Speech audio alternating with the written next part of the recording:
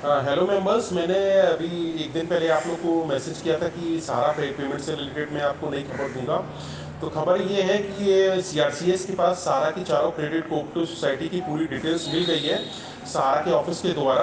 तो हर एक इन्वेस्टर का जितना भी पेमेंट ड्यू है सीआरसी वो माने सारा की ऑफिस में भेजेगा।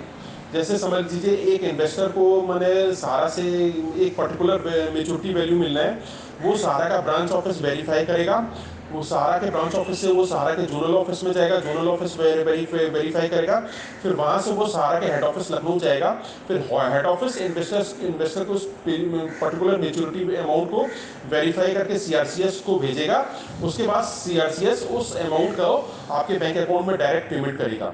हाँ, लेकिन मुझे एक सहारा के सीनियर स्टाफ से अंदर से खबर मिली है, जो भी इन्वेस्टर का पेमेंट वाउचर है उसमें सहारा इंटरेस्ट वाला पोर्शन ऐड नहीं कर रहा है। जैसे समझ लीजिए सहारा की बहुत सारी स्कीम की मेच्योरिटी वैल्यू 2019 में हुई है। तो मैंने 2019 में जैसे जिनकी मेच्योरिटी वैल्यू हुई है, या 30 जून 2020 से पहले जिनकी मेच्योरिटी वैल्यू हुई है, सहारा मैंने पेमेंट वाउचर में सिर्फ प्रिंसिपल अमाउंट ले रहा है, लेकिन इंटरेस्ट का अमाउंट नहीं ले रहा है। वही वो ये लोग सीआरसीएस को भेजेंगे। ये सहारा के सीनियर स्टाफ ने मुझे अंदर से फोन करके खबर देके बताया है। तो इसमें देखिए इंडिया के सारे मैंने इन्वेस्टर को हजारों करोड़ रुपए का लॉस होगा।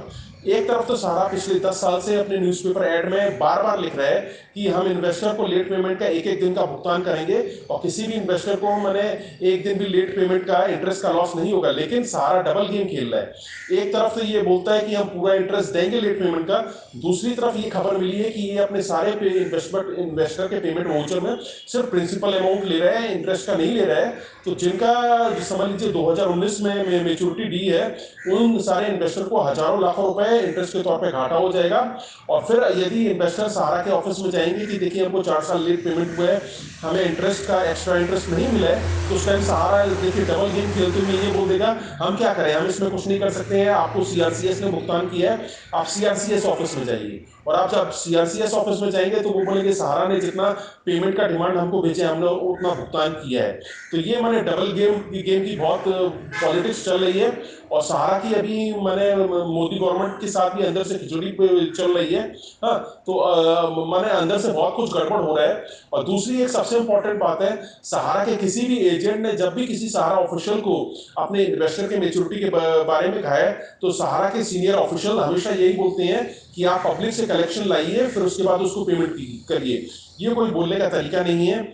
सारा के एजेंट जितने भी कलेक्शन किए हैं, वो सारा कलेक्शन की जो अमाउंट है वो सहारा के हेड ऑफिस हमेशा जाती है। तो ये सहारा मैंने हर बार ये कैसे बोल सकता है अपने एजेंट को कि आप कलेक्शन लाइए उसमें से पेमेंट करिए, क्योंकि हर इन्वेस्टर का पूरा पैसा सहारा के हेड ऑफिस में जाता है।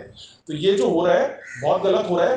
हाँ, दूसरी चीज है, सहारा वाले सीआरसीएस से बोल रहे हैं हमें 500 करोड़ या 1000 करोड़ रुपया दीजिए, क्योंकि हम अपनी इंडिया में सहारा की सारी ब्रांचेस खोलेंगे, और वो ब्रांचेस से खोल के मैंने इन्वेस्टर का जो पेमेंट वाउचर मैंने वेरीफाई होगा, हमें ब्रांच के स्टाफ लोग को सैलरी देनी पड़ेगी, ब्रांच का रेंट देना पड़ेगा, बिजली का खर्चा देना पड़ेगा।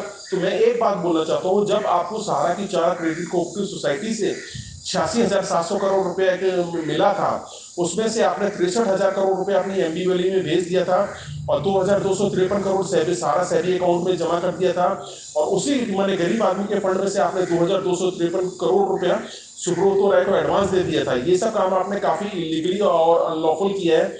और ये आपने क्रेडिट कोऑपरेटिव सोसाइटी के सारे रूल्स रेगुलेशन लॉस और बायलॉस का पूरी तरह से उल्लंघन करके दिया है। तो आप सीआरसीएस से क्यों 500 करोड़ या 1000 करोड़ रुपया मांग रहे हैं अपनी ब्रांच को चलाने के लिए? आप सुब्रतो राय से बोलिए कि एमबी वैली से पैसा भिजवाएं और वो आप अपनी ब्रांच भिजवाएं। तो ये कुछ मेजर खबर है।